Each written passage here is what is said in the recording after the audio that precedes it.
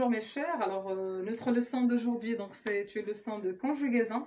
Donc, sous le titre, donc ou plutôt intitulé, donc les temps simples et les temps composés. Alors, mais avant de découvrir plutôt donc quels sont les temps simples et les temps composés, on va tout d'abord donc découvrir les formes du verbe. Alors, pour le verbe en général, donc il a deux formes. Il possède deux formes. Alors, il y en a deux. Alors, la première forme, donc, c'est ce qu'on appelle la forme infinitive. Et la deuxième forme, donc, c'est la forme conjuguée. Alors, si je dis la forme infinitive, ça veut dire que le verbe, donc, est à l'infinitif. Donc, je vais vous donner un exemple, donc, du verbe danser, par exemple. Ici, donc, à l'infinitif. Pourquoi? Parce qu'il se termine par ER. C'est un verbe du premier groupe. Alors, si je dis donc la forme conjuguée, ça veut dire que le verbe danser, donc je dois le conjuguer à un temps et à une personne, peu importe. Alors, on va prendre donc le verbe danser au présent de l'indicatif, donc c'est la personne nous. Qu'est-ce que je dois ajouter? Donc, je dois ajouter bien sûr donc les terminaisons, bien sûr, ONS. On dit ici danser l'infinitif et conjuguer, donc on dit nous dansons. Alors, pour cette partie, donc, il n'y a pas de problème. Alors, on va traiter, puisqu'on va traiter les temps, automatiquement, on va traiter donc la partie, bien sûr, ou plutôt la forme conjuguée. Alors, regardez mes enfants, donc cette forme conjuguée se compose de quoi? Regardez le verbe dansant. Il se compose de deux parties. Alors, regardez pour la première partie en vert et on a la deuxième partie en bleu. Alors, pour la première partie, on peut l'appeler quoi? On l'appelle le radical. Donc, c'est ça ce qu'on appelle le radical. Et on a une autre partie, donc c'est la terminaison. Terminaison. Alors, regardez mes enfants. Pour la première partie, donc radicale, puisque ici on a le verbe danser, donc c'est un verbe du premier groupe, normalement, sans radical, il est régulier. Donc, il n'y a pas de problème. C'est bon? Mais si je vais vous donner un autre verbe, par exemple, le verbe être. Au présent, qu'est-ce que je peux dire? Alors, j'ai dit je suis, tu es. Est-ce que j'ai gardé le même radical? Non. Ça veut dire que le radical aussi peut se trouver sous deux formes. Soit régulier, soit irrégulier. C'est bon? Alors, suivez avec moi, s'il vous plaît. Alors, même le radical, j'ai bien sûr deux formes. Soit elle est régulier, soit elle est irrégulier. Irrégulier. Alors, régulier, par exemple, c'est là où je peux dire donc danser. Donc, danse, bien sûr, le radical ici, donc c'est régulier. Par exemple, donc je vais écrire donc le radical danse. Ici, donc, il ne change pas. Même si donc je vais changer la personne, même si je vais changer le temps, ça reste toujours invariable. Alors, pour l'autre verbe, je vais vous donner par exemple le verbe être. Je peux dire, ici, donc je peux dire je suis. Et la personne, donc nous, donc je peux dire nous sommes. Alors, donc c'est la personne ici, nous. Alors, ici, pardon mes enfants. Alors, je vais réécrire la personne, le pronom personnel plutôt. Alors, ici, donc je peux dire je suis. Mais ici, donc je dis nous sommes. Donc, est-ce que j'ai gardé toujours le même radical? Non, on peut dire que le radical aussi donc peut être irrégulier. Alors ça, c'est concernant le côté, bien sûr, radical. On va maintenant traiter donc l'autre côté, donc c'est plutôt l'autre partie, donc c'est la terminaison.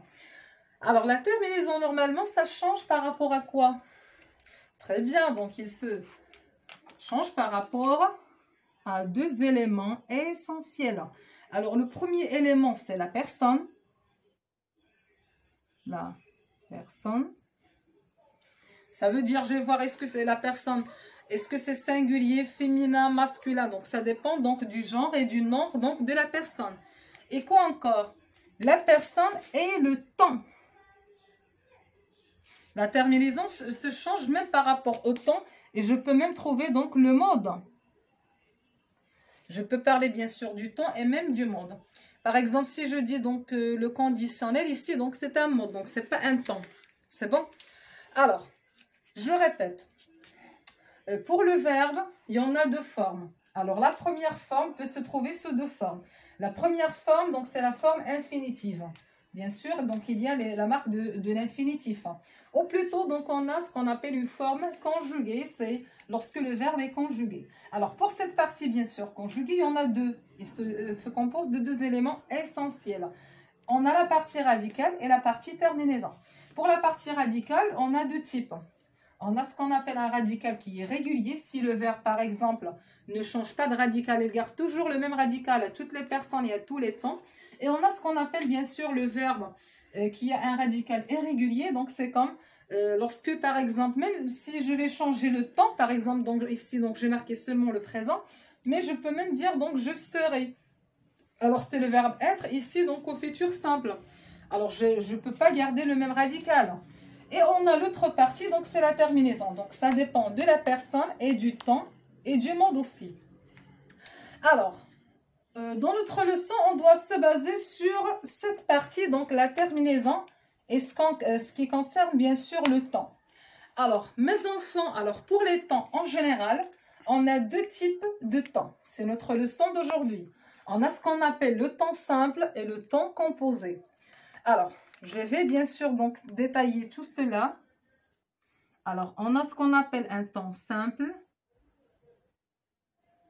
et un temps composé. Alors, si je dis un temps simple, ça veut dire il se compose, alors suivez avec moi s'il vous plaît, il se compose d'un seul mot. Un seul mot. Ça veut dire le verbe. Le verbe se compose. Alors, j'aimerais bien donc écrire, bien sûr, donc le verbe. Ça sera mieux, comme ça, pour ne pas se tromper. Alors, le verbe se compose d'un seul mot. D'un seul mot. Alors, ici, automatiquement, puisqu'il est composé, alors le verbe se compose de deux mots. Deux mots, et voire même plus. Je peux même voir, bien sûr, au-delà donc de deux mots. C'est bon? Alors, pour les temps simples, alors je vais vous donner donc un exemple d'un temps simple. Je peux dire par exemple le présent. Le présent, c'est un temps simple. Je peux dire l'imparfait. Par exemple, le futur. Le futur aussi, donc c'est un temps simple.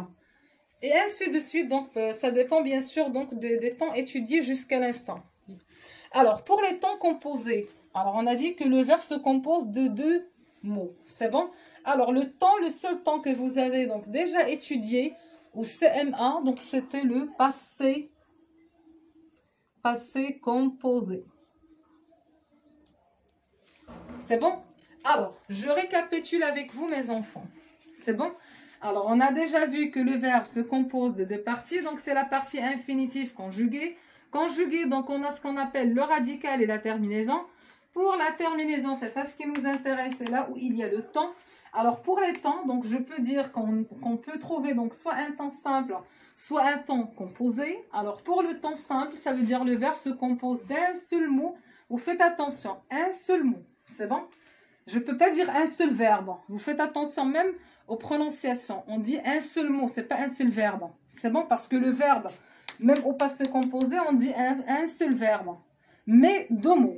C'est l'auxiliaire plus le participe passé. C'est bon?